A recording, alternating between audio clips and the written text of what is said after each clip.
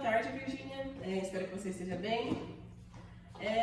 Primeiro, a gente gostaria que você comentasse um pouco o que achou sobre o evento, sobre o simpósio, quais foram suas percepções sobre.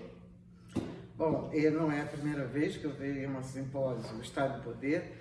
É sempre um simpósio de uma enorme densidade crítica que consegue mesclar de maneira muito coerente reflexões teóricas, reflexões históricas e experiências sociais, uma experiência bastante concreta, como novamente aconteceu dessa vez, e é um enriquecimento extraordinário, tanto para aqueles que vêm, né, os palestrantes que vêm aqui, quanto eu espero seja também para os estudantes e as outras pessoas. De qualquer maneira, a maioria, se não todos esses simpósios estão registrados em livros, então é um trabalho ainda adicional desse grupo de pesquisa que consegue sistematizar isso e oferecer para a universidade e para a população em geral esse material.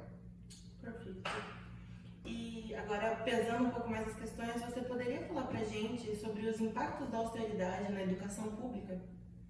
Essa é uma tragédia internacional. A austeridade ou austericídio vem sendo a maneira de cortar os recursos públicos da sua destinação final e começar a irrigar com esses recursos públicos uma série de entidades empresariais, empresas e intermediários diversos que vêm minando o conjunto da educação pública. O caso brasileiro é dramático, porque no caso brasileiro nós temos o Todos pela Educação, de que há muitas, já pelo menos 2 décadas, vem devorando recursos da educação pública, precarizando as relações de trabalho na educação pública e forçando o uso de um certo tipo de material que está longe de ser crítico, que é um material informático caríssimo, que ao mesmo tempo significa, na atualidade, capturar os dados da educação pública brasileira para procedimentos que não sabemos ainda quais, mas podemos suspeitar sejam terríveis,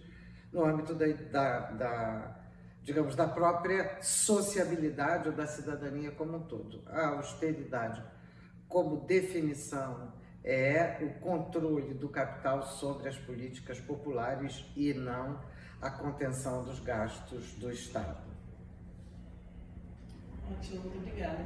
E como que você observa o papel da mídia nesse cenário, Virgínia?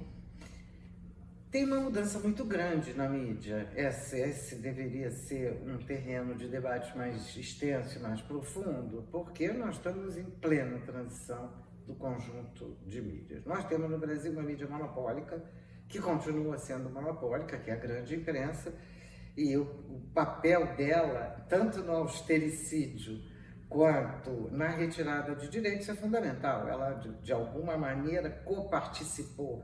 Pegando um exemplo banal, a Rede Globo tem a Fundação Roberto Marinho, e a Fundação Roberto Marinho foi uma, e é ainda uma das mais importantes partícipes, né, do Todos pela Educação. Então, o papel da mídia, no contexto capitalista de uma mídia monopolista, é uma tragédia social, porque significa uma capacidade de direcionamento, de convencimento e de atuação social muito grande, ainda mais quando está perfeitamente integrada com o Estado capitalista. Não obstante, a gente hoje tem muitas mídias.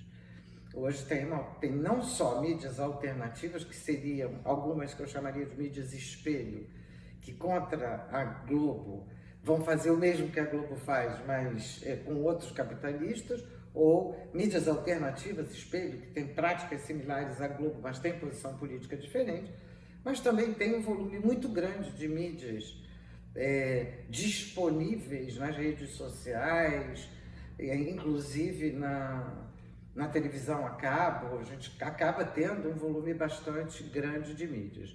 Não tem, entretanto, um fórum coletivo para essas mídias. Elas são pouco conhecidas, pouco debatidas. Esse é um problema internacional e a gente está vendo briga por isso em vários países do mundo. É muito diversificada a situação e nós não sabemos ainda exatamente o que é que isso vai dar. Até aqui o que a gente vê é que as empresas das mídias alternativas são tão monopolistas quanto as empresas das mídias tradicionais, impressas ou televisão e rádio, o que não anuncia um bom futuro, porque, evidentemente, se a base do YouTube, do Twitter, agora X, do Instagram, são grandes empresas proprietárias, o que a gente vem assistindo tendencialmente é que elas próprias definam controles por várias maneiras, inclusive pelos algoritmos, sobre aquilo que pode ou não ser publicado, sobre aquilo que pode ou não funcionar. Então, nós estamos diante de uma situação que é ao mesmo tempo inquietante mas que mostra que a gente tem condições de ter outras formas de mídia. Acho que esse é o nosso grande desafio. E para a gente finalizar então, Virgínia, qual que você diria que é o nosso papel enquanto estudantes e trabalhadores frente a esse cenário de crescimento das políticas de austeridade? A primeira delas é lutar contra essas políticas de austeridade. A segunda, como estudante, como trabalhador, é estudar essa sociedade. Fundamentalmente, o tempo da universidade é um tempo de encontro, de debate, de amizades, de chope, de festa. E isso é ótimo, porque é essa sociabilidade que é muito importante que a gente leve para a vida inteira, né? Que não seja o jovem que chega na universidade está saindo de uma sociabilidade familiar e está descobrindo o mundo. E é muito bom que essa descoberta do mundo seja múltipla, isso é, seja composta de festa, mas seja composta de um compromisso crítico com a universidade pública, de um compromisso pessoal com o estudo e com o enfrentamento da realidade social com a qual a gente se defronta. A questão da austeridade, no caso da universidade, significa o estrangulamento da universidade pública. E, portanto, é uma condição até da permanência da universidade pública e da garantia que a gente possa seguir adiante, que essa luta seja levada como uma luta coletiva, como uma luta do conjunto dos estudantes. Perfeito.